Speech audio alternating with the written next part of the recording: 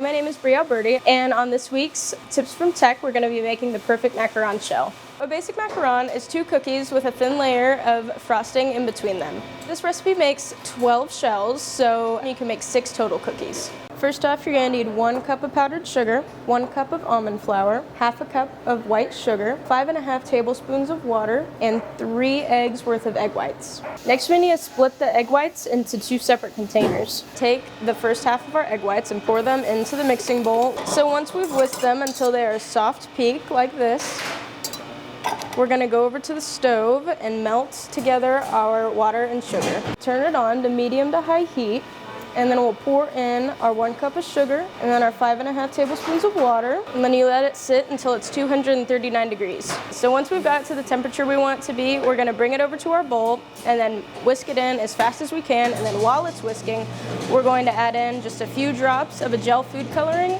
because if you add in too many or you use a liquid food coloring, it'll make it too watery. So while that's mixing it, you're going to sift together your powdered sugar and your almond flour.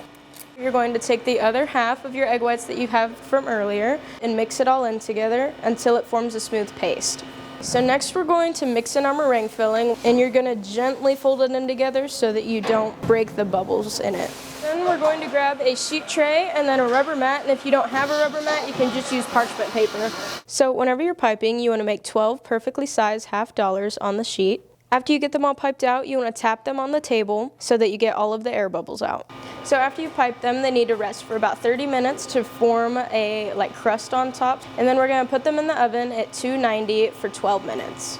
Once you take them out of the oven, you want to let them cool down to room temperature. Take them off and fill them with whatever kind of frosting you want, whether it's store-bought or homemade, and then you'll just sandwich them together.